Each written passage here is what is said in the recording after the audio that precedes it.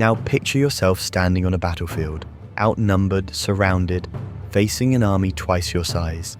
The enemy is confident, they think they've won, but then in a matter of hours, everything changes. A single man with a strategy no one saw coming crushes his enemies. He doesn't just win, he destroys them so completely that his name will be feared for centuries. This is Alexander the Great, a man who never lost a battle, a warrior who conquered more land than anyone in ancient history. But how did he do it?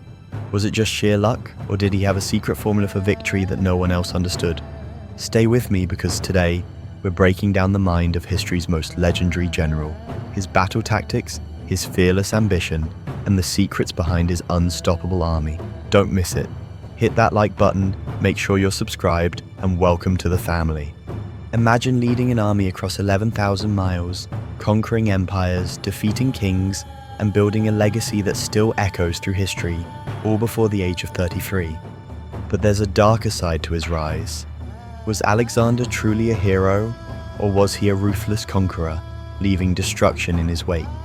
Was he a visionary king, or did his thirst for power lead to his downfall? And here's the real question: did Alexander die from illness, or was he murdered by his own men? His death remains one of history's greatest mysteries. By the end of this video, you'll know the truth behind Alexander's mind, his strategies, and the empire he built and lost. Alexander wasn't just born a warrior, he was trained from childhood to be one. His father, King Philip II of Macedon, built a powerful army, but Alexander would take it even further. Alexander wasn't just a fighter, he was a thinker. Aristotle taught him philosophy, science, and strategy, shaping his mind for war. Taming the untamable horse. At age 12, Alexander tamed Bucephalus, a wild horse no one else could ride. It wasn't just about skill, it was about control, power, and fearlessness. Then, in 336 BC, at just 20 years old, Alexander's father was assassinated. In an instant, the young prince became king. His enemies thought they could overthrow him. They were wrong. Within 2 years, he crushed every rebellion, united Greece, and set his sights on the Persian Empire, the most powerful force in the world. In 334 BC, Alexander led 40,000 men into Persia, facing King Darius III, whose army was twice as large. The Persians should have won, but Alexander's strategy was unlike anything they had seen. He didn't attack head-on, he used speed, deception, and psychological warfare.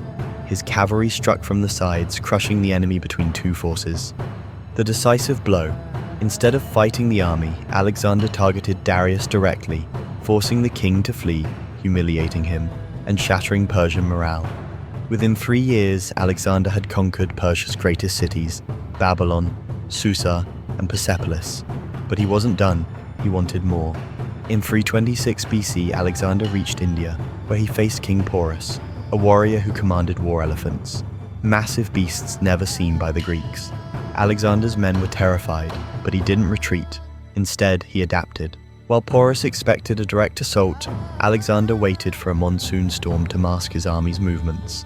He secretly led part of his army across the river, flanking the enemy. Alexander used javelins and arrows to confuse the elephants, turning them against their own soldiers. The Greeks won, but at what cost? His soldiers were exhausted, wounded, and ready to go home. For the first time in his career, Alexander's army refused to march forward. In 323 BC, after returning to Babylon, Alexander fell ill. Within days, he was dead. But how? Poison? Some believe his own generals betrayed him, fearing his growing power. Fever or disease, malaria, typhoid, or even an autoimmune disorder could have killed him. A curse? Legends say the gods struck him down for his arrogance. To this day, his body has never been found. Now here's the question. Was Alexander truly the greatest general in history, or was he just lucky? Who deserves that title more? Let's talk about it in the comments. Don't miss it. Hit that like button, make sure you're subscribed, and welcome to the family.